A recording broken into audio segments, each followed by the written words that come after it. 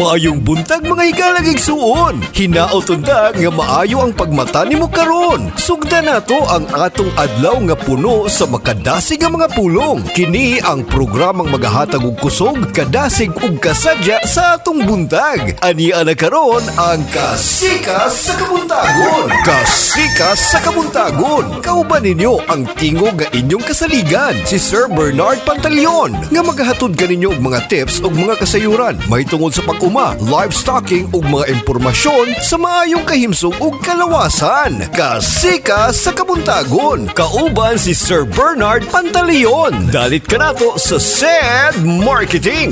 Ug karon ato nang sugdan ang Kasikas sa Kabuntagon.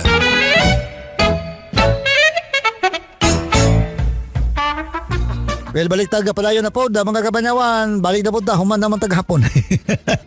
Okay, welcome na sad sa ato ang Kasikas sa Kabuntagon. Pinagi sa atong Kasikas sa panglawas, Kasikas sa panguma, ug Kasikas sa pamuhi. Nga gihatod na kanato kini sa SED Marketing Incorporated.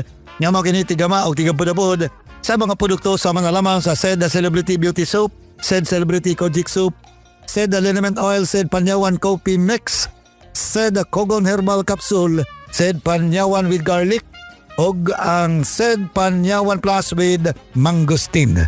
Kini nga mga produkto available na sa mga parmasya, butika, drugstore o mga grocery sa inyong mga lugar. Diya sa may New Pandan na Panabo City na sa GCA Wheat and Dry Goods. Kapalong Davao del Norte na sa Mabuhay Grocery. Nabunturan, Davao de Oro na sa Mabuhay CLC Grocery. O sa Visayan Village, Tagum City, nasa may KM Joy sa store. Tumuna mga kapanyawan, ang mga grocery ang available ang ato ang mga produkto. Well, may buntag, gusto mo na ako. Ako gyapon ni kapanyawan na Bernard Pantaleon. Adlaw karon nga Miyerkules mga kapanyawan, pizza 12 sa Agosto, tuig 2026.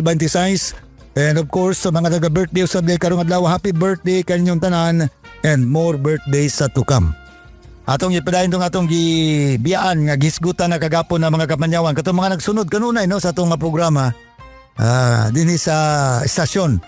Nagpabili nga number 1 magini nga estasyon, kinaham magini sukad kanadto hantod garon. Mawa na lang kuning kalibutan na ni kini estasyon na nagyapon. Bitaw DXDCRM in Davao. Kagahapon atong gihisgutan katong mga sobrang epekto o unsa epekto sa atong lawas kanang sobrang ato ang pag-inom sa energy drinks na nabitang abusuhon matag adlaw ka nagainom og energy drink kay na-addict na ang imong lawas, magluya ka kung adi ka na makainom. Kumato mga epekto kagahapon atong gihisgutan, pero diri na pud ta mga kabanyawan alang sa mas healthy nga alternatives para sa natural energy boost dawa sa kanang energy drink. Okay, ato nang isgutan ay magbiya dinigyapon sa tuang Kasikas sa panglawas sa standby lang.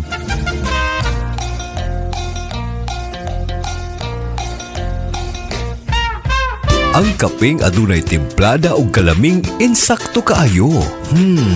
Adunay kapait sa panyawan herb nga maayo sa kahimsog sa kalawasan. Mao kini ang SED Panyawan Coffee Mix. Ang kunang kaiso sa panyawan herb ug ang katamis sa mangosteen. Aduna pa kini maistapol ug cinnamon. SED Panyawan Coffee Mix. Sakto sa kapait ug katamis nga adunay hatod nga pag-amping sa atong kalawasan. Mao kana ang SED Panyawan Coffee Mix.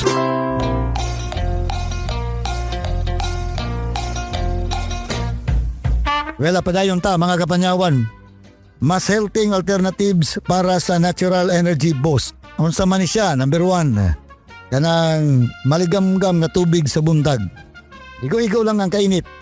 Inumon, saging, mansanas, mani o healthy fats, lemon water. Gamay nga stretching or medyo walking, lakaw-lakaw sa itong lawas. Lihok, no? And ikapito, insakto nga tulog o labas sa tanan kanang balanced meals. Kanang balancing nga pagkakaon. Dili kay baboy-baboy, manok-manok, karni-karni, gulay-gulay, ana. Dapat balansi siya. Walay sobra, walay kulang. Tapi ka sa bahin po da mga kapanyawan. Mga angay likayan kung gikapoy or kanang katulugon bitaw ta. Di magina malikayan, doon naman tayo ingon ana nga habit sa to nga lawas. So, mga angay likayan ha, kung gikapoy o katulugon. Number 1, soft drinks. Number 2, sobrang asukar. Number 3, duha ka energy drinks sa usa ka adlaw. Ika-4, pag-skip sa pagkaon or kanang paglapas sa kaon bitaw. Kailangan di ka maglapas sa pagkaon. Ika-5, bilar.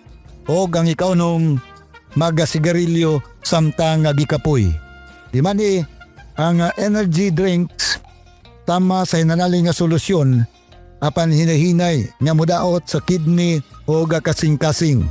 Mas mayo ang natural nga pamagi sa pagdugang sa kusog inay mulaom sa temporary boost nga adunay hulip nga magbutang sa peligro sa tuang lawas. So, reminders na taga itong mga grabe kayo mo gamit or mo inom ana nga energy drinks karong panahon na. Nako'y naobserbara na tong dito sa mga nagtrabaho sa balay.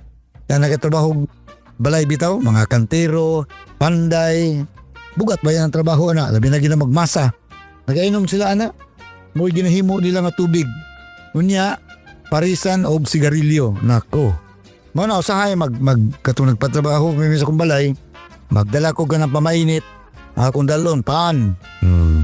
Pero mangita gislad pares gawa sa soft drinks. Moinom ng soft drinks, pagkauman moinom pag yung energy drink. Grabe. Ang ihang rason kay lisod man gud boss. Magluya-luya. Pinaspasay ang trabaho. Mga nang sahay di nato sila pud mabasol no. Hangtod nga ang lawas maadik na. Di nakatrabaho, di nakaliw kung di makainom og energy drinks. Di makamaluya na. Di po kang magduka, di ka katulgon, di ba? Ayan. Tapi ka samahin po da mga kapanyawan. Pero ang importante lang diya ha. Limitahan na po nato. Kontrolo nato.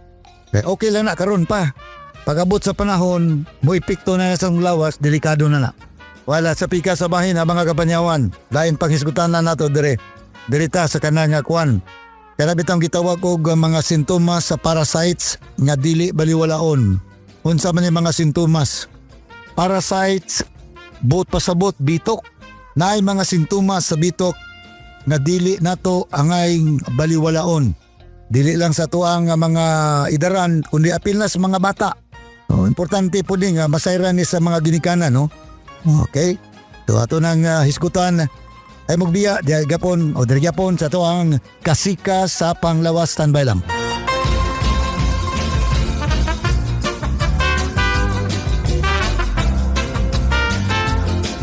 Kuya, murag sakit man ang akong likod sa kakapoy, oy. Bisan sa pagtindog, sakit gyapon ang akong tuhod. Aw, simple ra, Sir Max. Pangaplas og sedle naman to, oil. Basin bayag mabatalon ko balik, ana ha? Dili po doy. Murag mawaay mo panuhot, kapoy, og sakit sa lawas. Wow, mo pagani paghaplas na ako. Nakadagan na yung padulong sa video kay. Aray, sakit no more. Sedle naman to, oil. Available sa mga groceries o sa mga suking butika.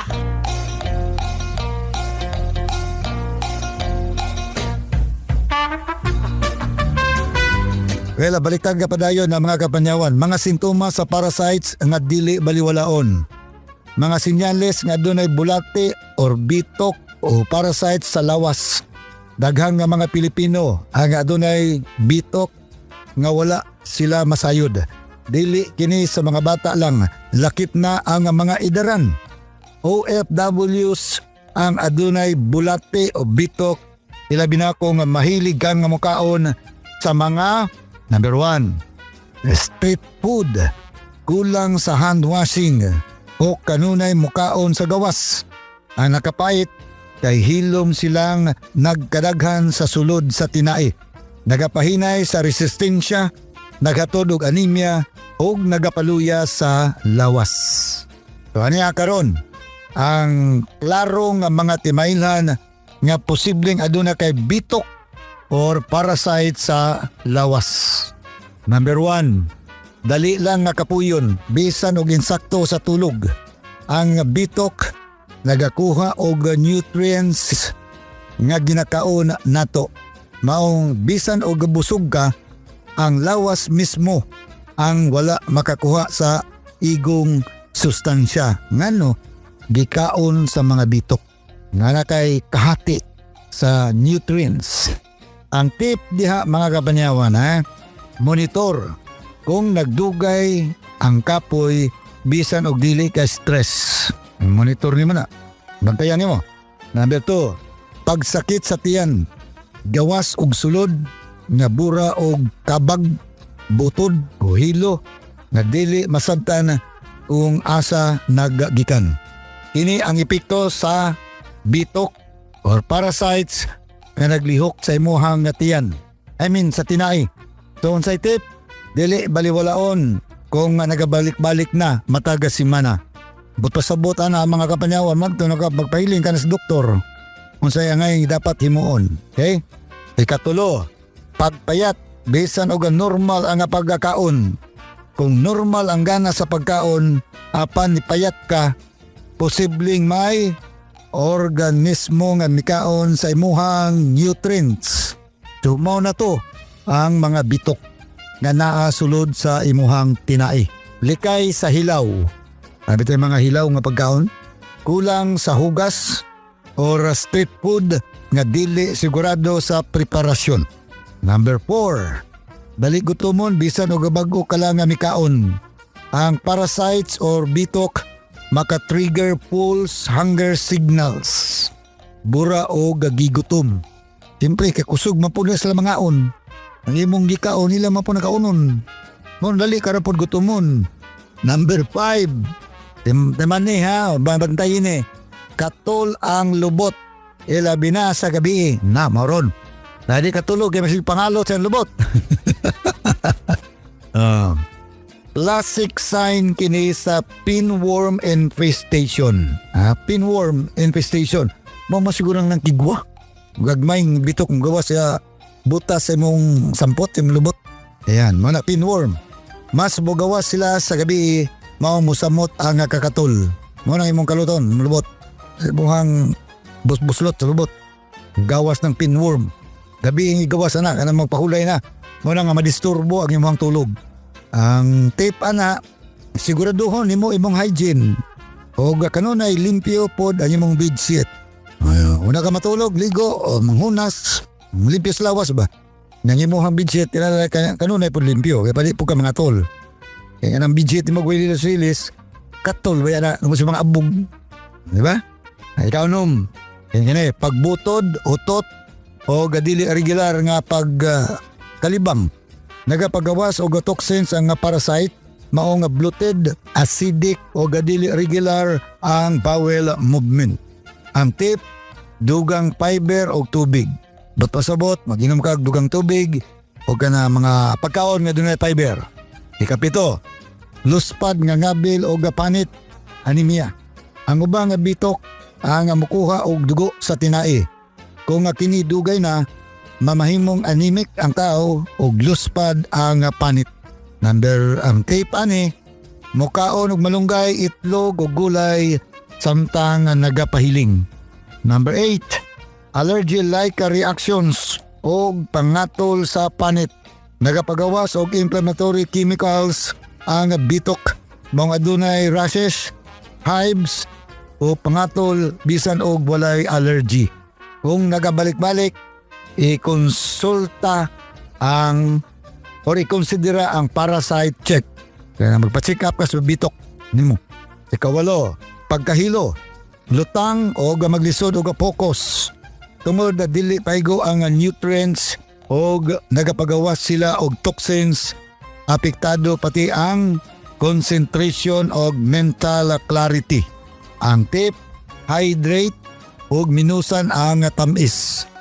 Mana importante dia mga kapanyawan. Taas-taas man no? Medyo kapsa naman tagura sa mga kapanyawan. Lapas na ko. Nato ni padayon ugma, diri gyapon sa tong kasikas sa Panglawas. Santo ugma. Salamat kayo sa inyong pagiguban. Ako gyapon ni si Kapanyawan Bernard Pantalyon. Daghang salamat ug may buntaga kanatong tanan.